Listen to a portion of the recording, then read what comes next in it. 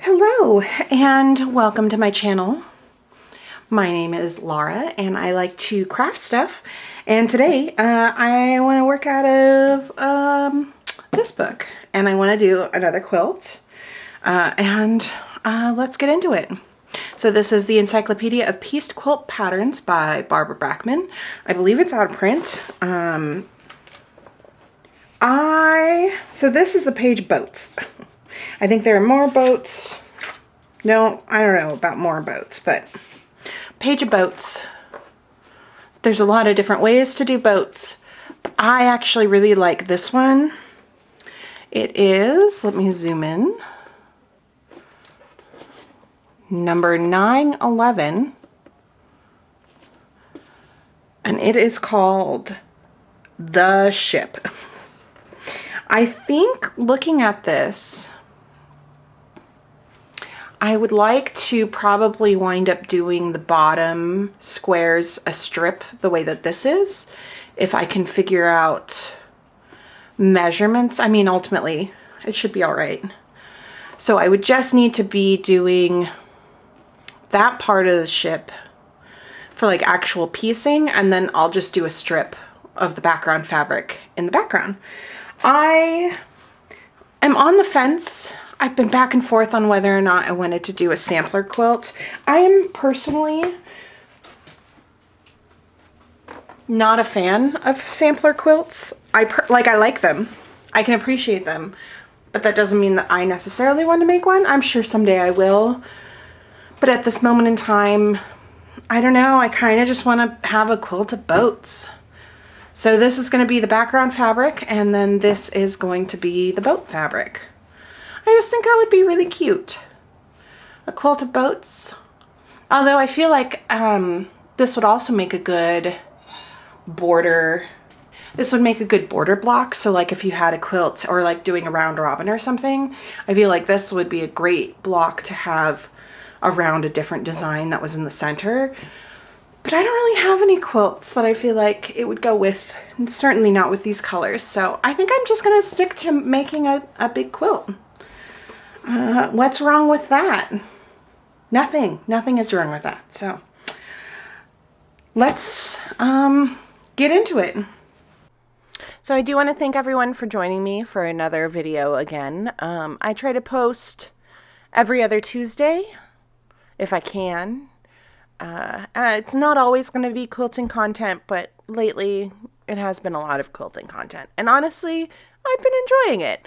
I am kind of situated in a new place, which means that I have more room and I can kind of focus more on getting some of these quilts backed. And I might even do a trunk show at some point, or a bed turning, whatever they're called. Here I am ironing my fabric because it had been sitting for a bit.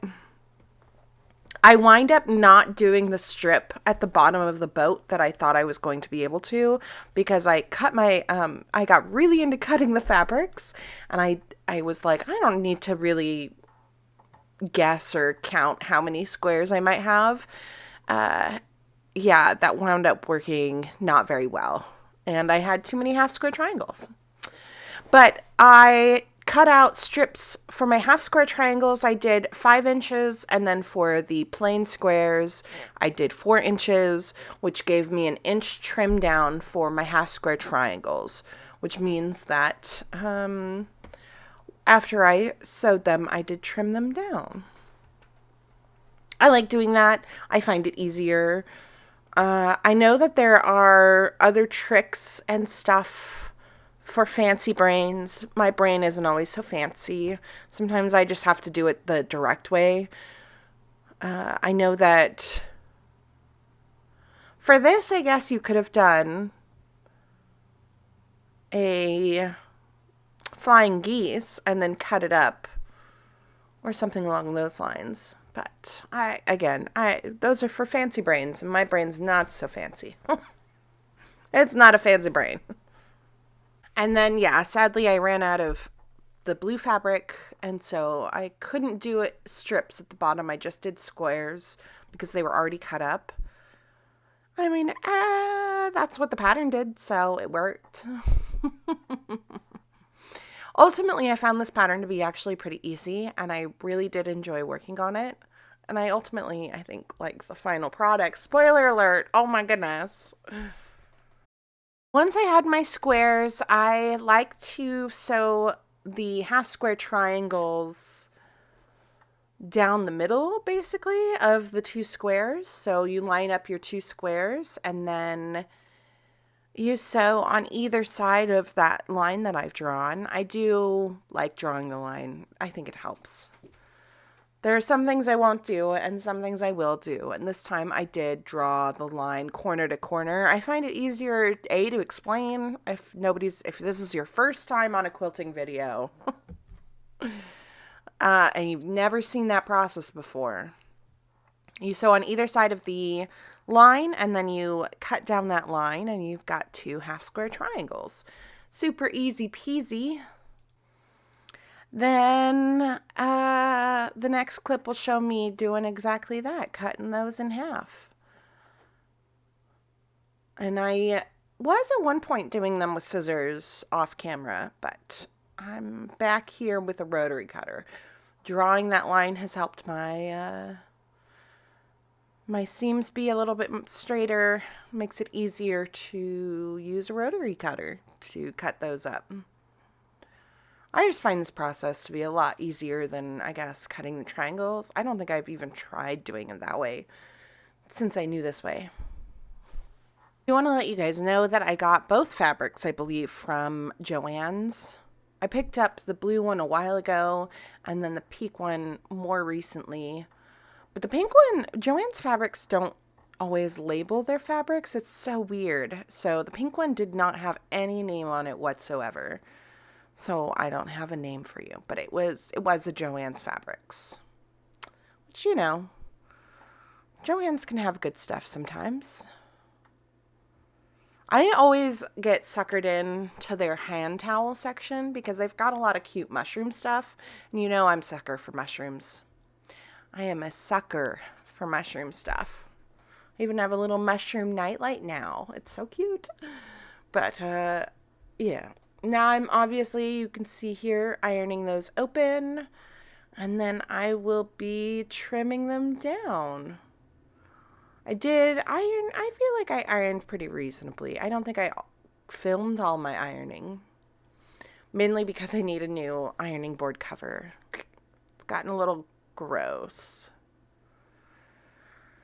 Yeah, here I am trimming it down to be 4 inches. I always make sure there's a little bit on either side to trim down to make sure that the corner is as sharp as it can be. And, yeah. I always line up to that line on my ruler. I still need to get the one that has the little groove, but, I haven't done that yet. And then, time for the layout.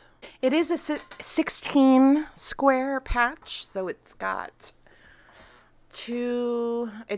they're in rows of 4, but it's 4 rows of 4, so it's, that makes it 16, I believe. The center of the square has all of the half square triangles, which I thought was really interesting. And then, yeah, I did use squares. Like I said, I was not able to do the strips at the bottom of the boat like I wanted because I was not paying attention to my cuts. But it wound up working out because I did my normal thing, which is I usually split them up so that I can chain piece, kind of. And so that's ultimately what I wound up doing.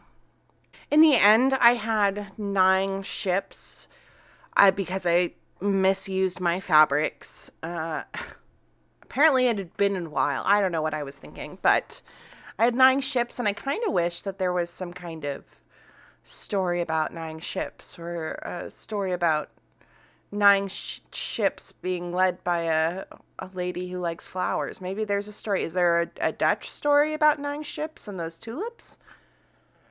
I don't know. We can make up a story about 9 ships. But ultimately, in the end, I had 9 ships.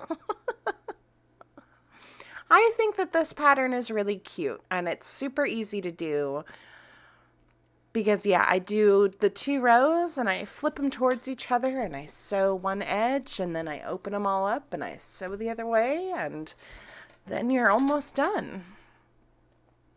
I like doing that. It's a lot of fun. I did wind up having like a mountain of half square triangles left over after all of this. Again, because I didn't cut properly, didn't think about it. I don't know what I was doing. I used those in a border around the edge of the quilt. I basically just went ahead and sewed them into the flying geese pattern and then went from there on how it would fit around the border. And it worked out because they were the same size squares. I wound up doing more at top and bottom than I did on the side. And I felt like that helped to make it longer and more. It's kind of like a twin-sized quilt in the end. I would like to have it on my bed maybe someday. I like it. So yeah, that's the final block. I could also see having like a border around the block or using it in a story quilt. It was fun. I think it looks like a ship. And then here's the final result. Like I said, I did 9, so I did 3 by 3. And then I did 3 rows of a border on top and bottom, and then just 1 row of border around the edge. It's maybe a little bit shorter than a twin quilt, but I think it works. And yeah, I ultimately like how it looks, the final layout. I feel like it's pretty cute. I do have a little bit of a mess going on there with my sewing machine stuff, but thank you again so much for joining me. I had a blast. I really did have a blast making this quilt. It was pretty easy, and the border is pretty simple. It may not line up the best, but it is what it is. Yeah, like, subscribe if you want to join for more quilting content or other crafting content, and I will see you in the next one. Okay, thanks. Bye.